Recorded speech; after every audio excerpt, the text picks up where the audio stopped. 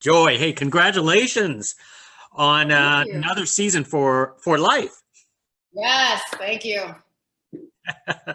So, what do you suppose it is the reason why this show is so successful amongst fans?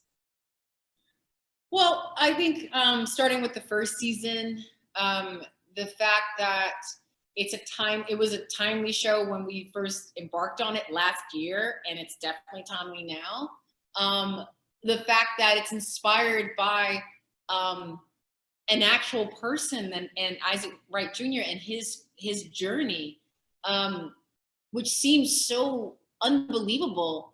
Like, I mean, when I first signed on to do the show, I had no idea that this was inspired by him or anyone really. I just thought it was a really just wonderfully written show, and I knew that I wanted to be a part of it, and I understood the sort of message that it was conveying. And then it was after I auditioned that I realized that it was actually inspired by this man. And so I think that I think it's a show that can inspire and also remind people of the power of belief in yourself, and also maintaining hope in the face of really hopeless circumstances. And I think that's something that people can connect to right now. You know, you have to believe in yourself and also remain hopeful in order for anything to be possible, to move through these challenging times, whatever they are. You think it's an effective vehicle to spread the message about prison and criminal reforms? I do. I mean, at the end of the day, we still are a TV show that needs to entertain, right? But it just so happens that we're doing that with some themes that are on the table right now and being discussed and talked about. I think that 5 years ago, if the show had tried to make its way through the system to get on air, it would have had a really difficult time. But in the past few years, you have people on both sides of the aisle and people who maybe not meet eye to eye on many different things, all agreeing that the system needs to be transformed, changed, reformed, whatever word you want to use. So we came about at the right time. And as we see the world is spinning and our country is going through some really necessary growing pains, a lot of the things that we embarked on and intended to sort of get into in the series is very relevant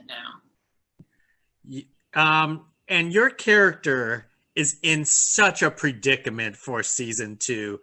So could you give us a preview of what to expect, especially the fact that now there's an addition to the family? Is that going to change everything?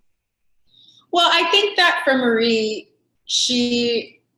the thing that she dreamed about and hoped for, Aaron's return, Aaron's freedom, Aaron coming back home to the family, is now reality. And it's not a fairy tale story like she might have thought it was, you know, or sort of now he's back and now it's just like, no, it's an adjustment for everyone, especially him, right? Having had his freedom taken away from him and him being locked up for nine, close to 10 years. But it's an adjustment for everyone.